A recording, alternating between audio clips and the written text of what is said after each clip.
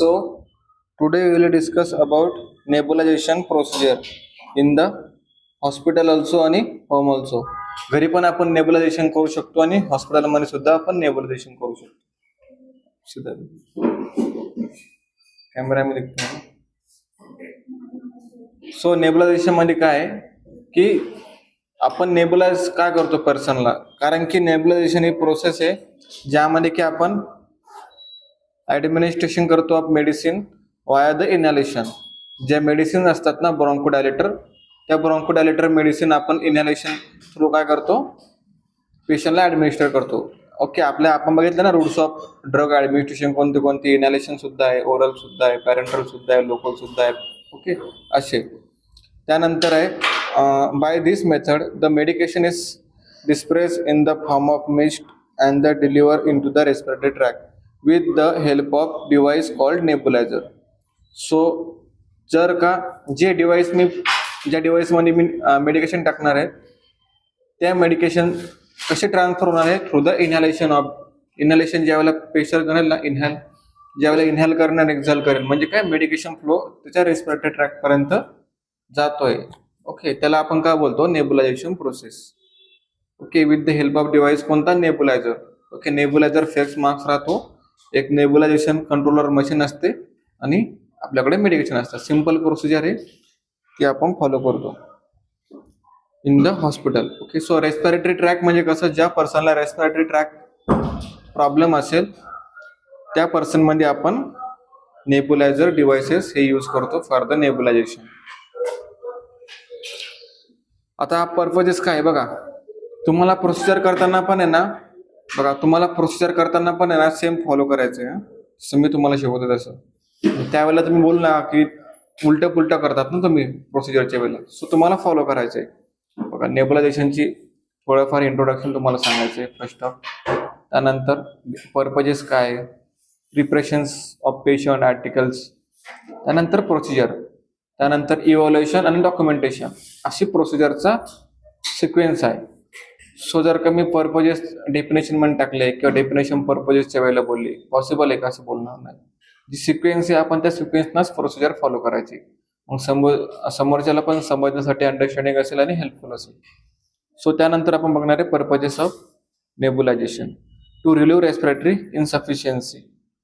ज्या पर्सनला रेस्पिरेटरी मध्ये इनसफिशियन्सी असते, म्हणजे काय, ओके, जो पर्सन रेस्पिरेटरी ट्रॅक इन्फेक्शन असेल, पेशंटला अस्थमा असेल, ओके, किंवा पेशंटला ब्रॉन्कायटिस असेल, नंबर ऑफ रेस्पिरेटरी प्रॉब्लेम असतात इन पर्सन मध्ये. सो आपण काय करतो, जे ब्रॉन्कोडायलेटर काय करतात, रिलीव्ह करतात. जे मसल्स असतात ना, कंजेस्टेड झालेले असतात मसल्स, माझे respiratory track muscles. So purposes काय, जे रेस्पिरेटरी प्रॉब्लेम असतात इन पेशंट मध्ये, सो त्या ठिकाणी आपण पेशंटला रिलीव्ह करतो. ओके, रिलीव्ह मसल्स करतो आपण पेशंट मध्ये. To improve the vital capacity of the lungs. Patient मध्ये ऍपनिया, म्हणजे मी तुम्हाला त्या दिवशी बोललो बघा, ऍपनिया असतो.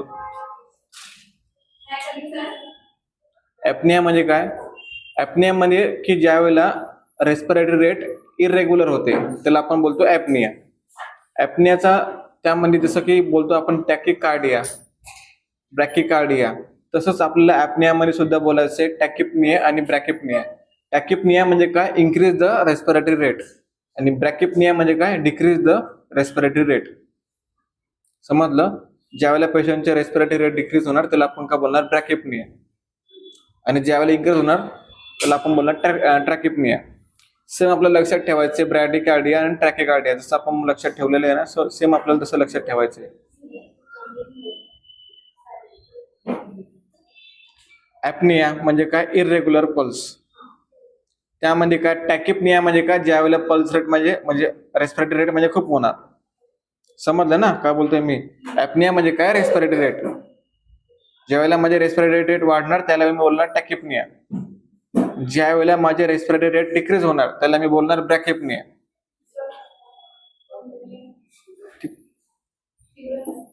आणि ऍपनिया समजलं ना, ऍपनियाचा मिनिंग काय, इरेग्युलर रेस्पिरेटरी रेट. समजलं? So reduce the inflammatory and the allergic response of the respiratory track. ज्या पर्सनला ॲलर्जिक प्रॉब्लेम असेल इन रेस्पिरेटरी मध्ये, सो त्या पर्सन मध्ये आपण काय करतो, त्या पर्सनमध्ये आपण नेबुलायझेशन हे करतो. समजलं? त्यानंतर आहे to liquefy and the remove the thick secretion. Remove the thick secretion म्हणजे कोणते? ज्या पर्सनच्या चेस्टमध्ये किंवा लंग्समध्ये प्रेझेंट असतात सिक्रेशन. सो सिक्रेशन रिमूव्ह करण्यासाठी सुद्धा आपण काय करतो? नेबुलायझेशन प्रोसिजर ही करतो. समजलं? पर्पजेस तुम्हाला काय? ज्या वेळेला तुम्ही व्हिडिओ करणार तुम्हाला हे पर्पजेस बोलायचे, जसे की respiratory infection present in the patient, so that time the nebulization procedure will be use.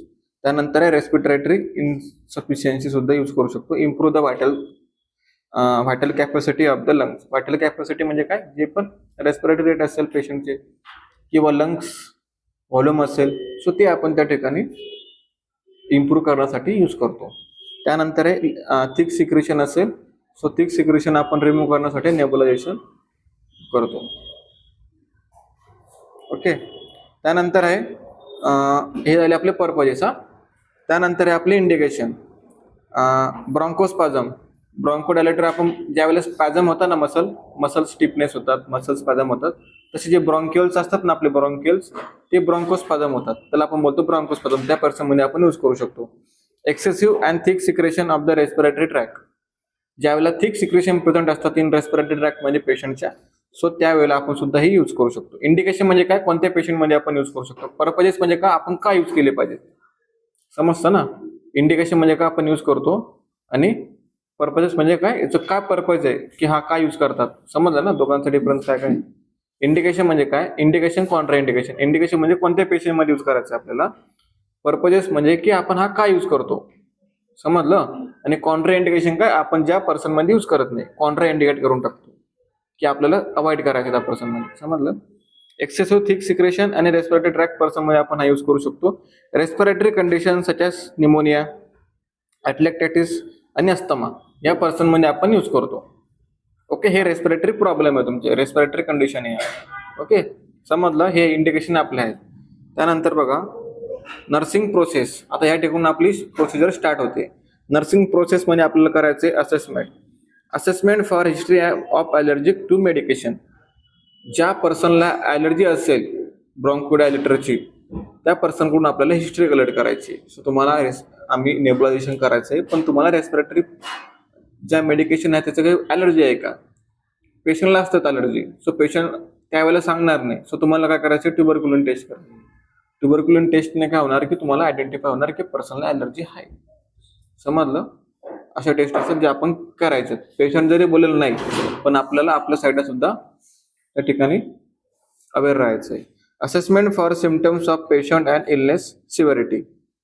जे पण सिम्पटम्स असेल पेशंटचे किंवा इलनेस असेल सिव्हिरिटी, ती आपल्याला असेस करायची. ओके. आता अस्थमा आहे, पण सिव्हिअर अस्थमा आहे, ॲक्यूट अस्थमा आहे, क्रोनिक अस्थमा आहे. ओके. कोणत्या टाईपचा अस्थमा आहे ते आपल्याला चेक करायचं आहे. निमोनिया सुद्धा आहे, कोणत्या टाईपचा निमोनिया आहे ते आपल्याला बघायचं आहे.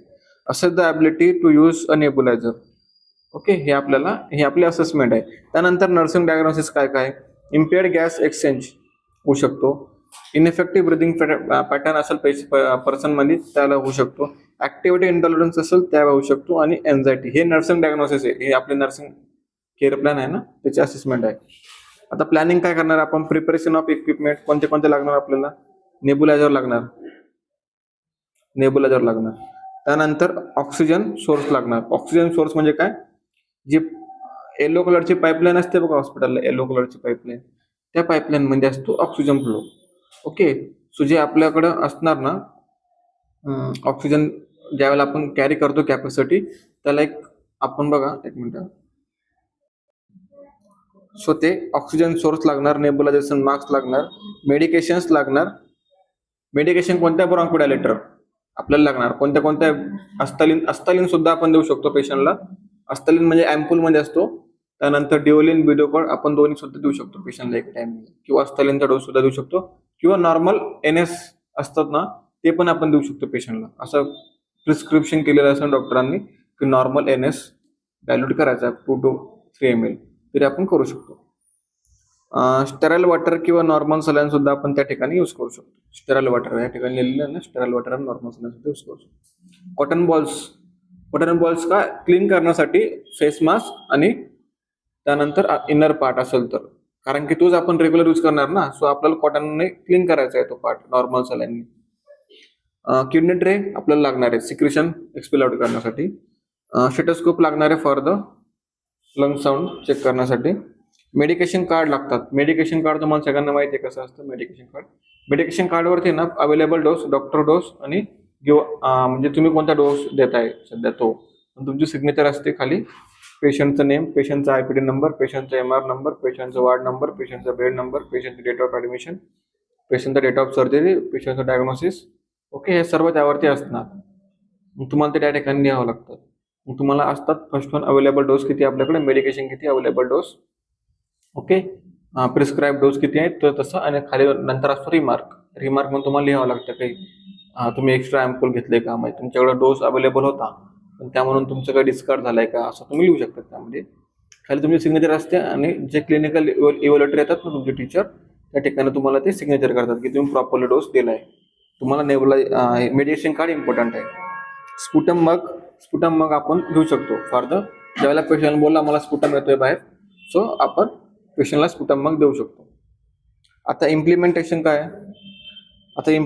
काय आहे की explain procedure to the patient.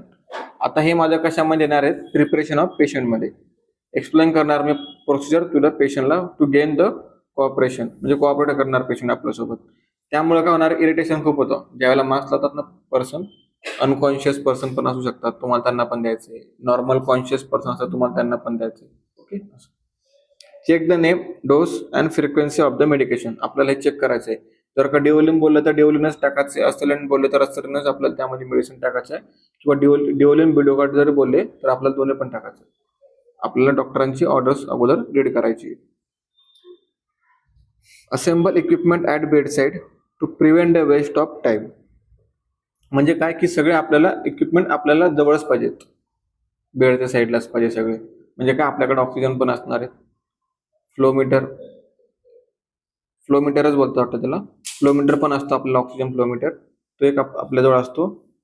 त्यानंतर आपल्याला जस्ट नॉर्मल वॉटर टाकायचं, किंवा आपल्याकडे नेबुलायझेशन मशीन असते. म्हणजे मशीन कोणती, एक छोटीशी मशीन असते, त्याला आपण कनेक्ट करून त्यामधून आपण काय ऑक्सिजन रेट देऊ शकतो. म्हणजे डायरेक्ट पेशंटला त्या ठिकाणी मॉनिटर करणार आहे. ती मशीन असते बघा एवढी छोटी, एवढी साईडने बघितलेली आहे ना, व्हाईट कलरची मशीन असते एवढी बॉक्समध्ये असं एवढं.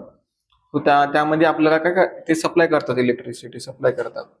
आणि आपण ऑक्सिजन फ्लोने सुद्धा लावू शकतो. ज्यावेळेला ज्या ठिकाणी ऑक्सिजन प्रेशर असतात ना त्या ठिकाणी सुद्धा आपण कनेक्ट करू शकतो.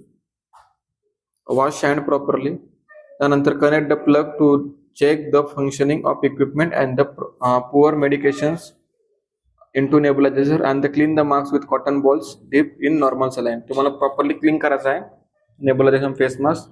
फंक्शनिंग प्रॉपरली करते का मशीन ते बघायचं आहे, मगच लावायचं आहे. समजलं. Position the patient is semi Fowler position. कोणती पोझिशन असणार तुमची, अशी सेमी फाउलर पोझिशन. म्हणजे हा अजून थोडा या शेपमध्ये असणार असा. ही आपली कोणती 90 डिग्री, ही कोणती सेमी फाउलर पोझिशन, म्हणजे पेशंट असं झोपणार आहे. समजलं. Auscultate the lung field. Okay, auscultate करायचे आपल्याला लंग साऊंड्स. त्यानंतर आहे connect the oxygen tubing to the nebulizer and regulate the flow of oxygen 6 to 10 litre. आता ज्यावेळेला मी जे ऑक्सिजन फ्लो असतात ना, जी मशीन ऑक्सिजन फ्लो मशीन, त्या ठिकाणी मी 6 to 10 लिटर पर्यंत त्यांना फ्लोरेट करू शकतो. रिझन काय, तेवढं प्रेशर आपल्याला पाहिजे फॉर द नेबुलायझेशनसाठी. 6 to 10 लिटर आपण देऊ शकतो. त्यामध्ये थोडंसं वॉटर टाकायचं आपल्याला, हाफ पर्यंत पण टाकू शकतो किंवा थोडं अजून कमी पण टाकू शकतो. 6 लिटर पर्यंत टाकायचं आहे आपल्याला वॉटर. मग आपल्याला कनेक्ट करून स्टार्ट करायचं आहे. समजलं. मग त्यावेळेला काय होणार, बबल्स येणार त्याच्यामध्ये असे गुडगुड. ज्यावेळेला बॉल कसं होतं वॉटर, तसं तुम्हाला बघायला भेटणार, म्हणजे की त्या ठिकाणी प्रेशर अप्लाय आहे. त्या ठिकाणी तुम्हाला ट्यूब कनेक्ट करायची आणि 6 to 10 लिटर पर्यंत तुम्हाला अप्लाय करायचं आहे प्रेशर फॉर द पेशंटला नेबुलायझेशनसाठी. त्यानंतर बघा 9 नंबरचा, instruct the patient to breathe through the nose deeply and exhale to the normally. Deep करायचंय त्याला, डीपली एक्झेल कर नोजनी, आणि सो तू एक्झेल आउट करू शकतो नॉर्मली. कारण की पेशंटला त्यांना काय होणार, ब्रॉन्कोडायलेटरनं पेशंटला झोप पण यायला लागणार. ओके, झोप यायला लागणार, फील कम्फर्ट वाटणार पेशंटला ज्यावेळेला आपण नेबुलायझेशन देतो ना त्यामुळे काय होणार, सिक्रेशन त्याची बाहेर येणार आणि तो कफ करून सिक्रेशन सुद्धा बाहेर काढू शकतो त्याची. Stop the flow once the medicine is over. तो फ्लो आपल्याला स्टॉप करायचा जर का मेडिसिन संपली. जर खाली एवढ्या याच्यामध्ये मेडिसिन टाकलेलं असते ना आपण, त्यामध्ये दिसते आपल्याला मेडिसिन संपते का नाही. समजलं. Encourage patient to cough and provide sputum cup. Cough करायला लावायचा आणि स्पुटम कप द्यायचा फॉर द स्पुटमसाठी. Position the patient comfortable, replace the articles and wash your hand. पेशंटला प्रॉपरली कम्फर्टेबल पोझिशन द्यायची आहे. नंतर नेबुलायझेशन झाल्यानंतर आपले हात हँडवॉश करायचे आणि आर्टिकल्स रिप्लेस करायचे. आता लास्टला आहे इव्हॅल्युएशन. इव्हॅल्युएशनमध्ये काय येणार, monitor the response of the therapy. तुम्हाला पेशंटला विचारायचं आहे फील कम्फर्टेबल वाटतंय का. पेशंटच्या चेस्टमध्ये जर का सिक्रेशन प्रेझेंट असलं, तुम्हाला पण माहिती आहे ज्यावेळेला तुमच्या चेस्टमध्ये सिक्रेशन प्रेझेंट असतं, सो तुम्हाला प्रॉपरली वाटतं का, कम्फर्टेबल नाही वाटत ना, अनकम्फर्टेबल वाटतं ना, असं वाटतं की काहीतरी असं आहे चेस्टमध्ये. सो तसंच आपल्याला पेशंटला विचारायचं थेरपी म्हणजे प्रॉपरली झालेली आहे की response of your therapy. Auscultate the lung field to see the effectiveness of the therapy. Auscultate करायचं आपल्याला लंग साऊंड किंवा लंग्स फील्ड. लंग साऊंडच आपल्याला H1H2 आपल्याला साऊंड जे असतात ते आपल्याला मॉनिटर करायचे, ऑस्कल्टेट करायचे की सिक्रेशन प्रेझेंट आहे की नाही आहे. समजलं. हे आपलं इव्हॅल्युएशन झालं. तर डॉक्युमेंटेशनमध्ये आपण काय करणार, record the date, time and medications, use, doses and the durations of the therapy. एवढे आपल्याला काय करायचं आहे, रेकॉर्ड करायचं आहे. काय, date of time, date of medication कोणतं दिलं, कोणती मेडिकेशन यूज केली, डोस आणि duration of the therapy. Specify the auscultation finding before and after the procedure.